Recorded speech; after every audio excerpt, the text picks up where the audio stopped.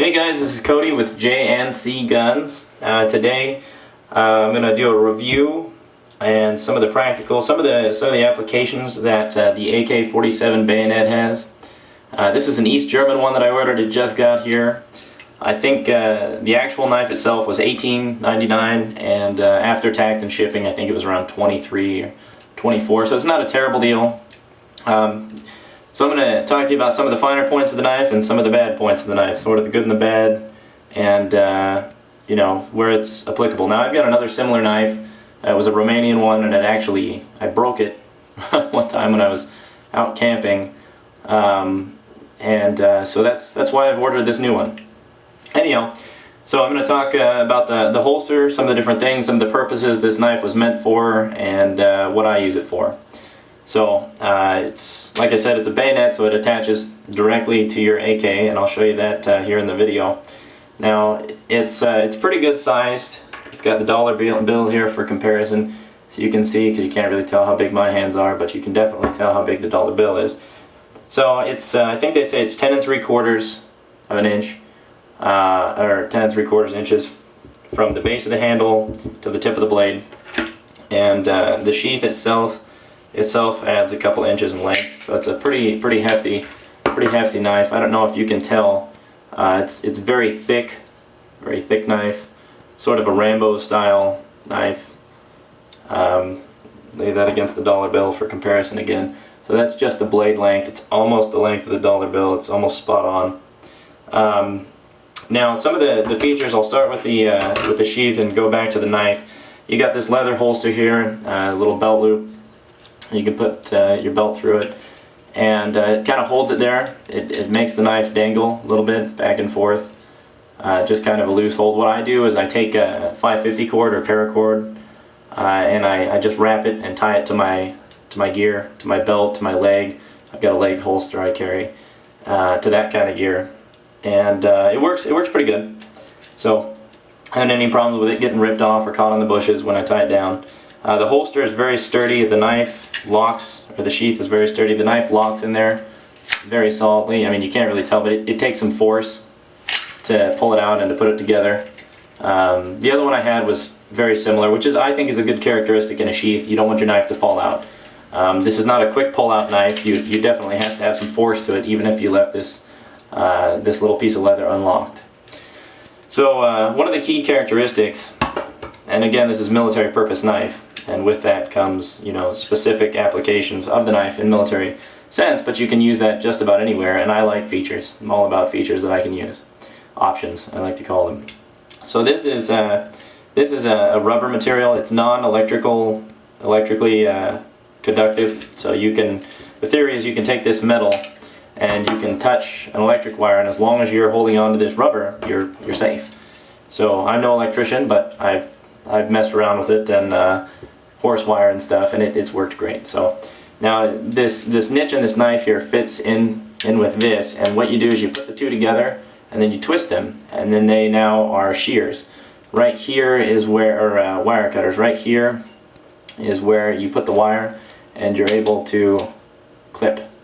And like I said, the knife is very sturdy and very thick, so you now have a pair of electrical wire cutters, or cutters for anything you might need. And you've got the leverage, you know, right here that gives you a lot of extra cutting ability, and I think that's invaluable, especially in a survival situation. The knife itself also has very heavy serration on the back. Very thick knife, very strongly made, in my opinion, and that will work effectively as a saw. I've seen knives that have sort of a saw on the back, a serration like that, and they're not what they should be. You can't cut things that you need to be, but because of the thickness of this knife, you can definitely do that. Now I got the knife. This knife was not especially sharp. I mean, you can't really cut paper with it very effectively, but you can always sharpen them. Like I said, you know, it's military surplus, so it's kind of hit or miss sometimes. This is a part of the bayonet lug, but it's nice if you're hitting something or you're whacking at something, and that way it saves your fingers some pain. This little ring here slides around the barrel, and this is where it locks into the gun itself. I also have a PSL that it fits in as well, and this is your release, this little button. So I don't know if you can see that in there. Whoops. You push that and it releases it. So now I'm going to show you how it applies to the, how you can put it onto the AK. Whoops. Okay, I'm back now after the camera accident. So what I'm going to go through is just how to connect this AK-47 bayonet that I've been talking about to the AK. So, and I did find that you can't actually put it on with the sheath on, because when it's in there, this piece right here won't let it go through. I don't know if you can see. This rubber piece right here stops it. So this is my AK. It is a Lancaster Armory AMS with a slant muzzle brake. You know, your bayonet lug is right here. Now I've taken the cleaning rod out. It goes through. There's a little hole there that it goes through, and then it sits within the gun itself. But anyways, I also do a review on, this is a UTG 3-point sling. I don't know if you can tell. So I got a review on that as well on other videos, and a sort of a maintenance of an AK and review and takedown of this particular one. So the bayonet lug. There's this little piece in there, slides through there, and then the barrel goes through here. Now some of them, like the Wasser 10s, you can't. Their bayonet lug, this piece here, is actually a little bit too small for this.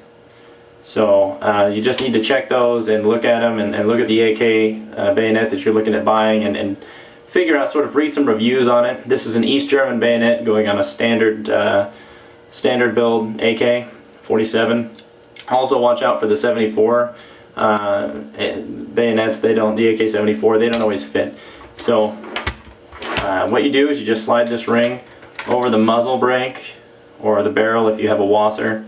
Wassers don't usually have muzzle brake standard, and then you just grasp it and push back. It's really not that hard. You hear a loud click, and then it's on there. The only problem I have is that if you're carrying it around, it's a little loud.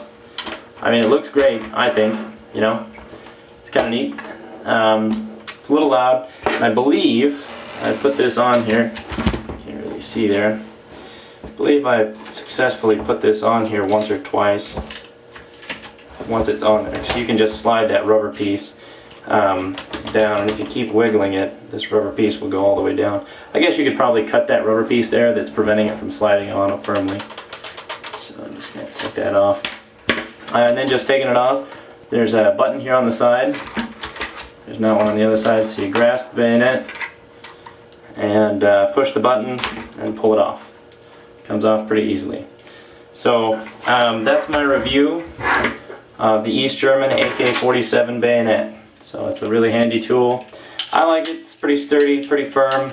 The other one that I did break was Romanian, and read some things about them that are kind of interesting. I've never had any problems with this one. Pretty great survival knife. I think not too heavy, not too huge, and pretty tough. So, alright guys, well thanks for watching. If you enjoyed this video, you know, make sure to subscribe, leave me comments. I really would like to see the different bayonet setups that you have on different guns. Just kind of curious to know, because I like bayonets. They're neat, you know, it's not so much useful, but they're kind of cool to put on guns. So I'm a big military gun buff.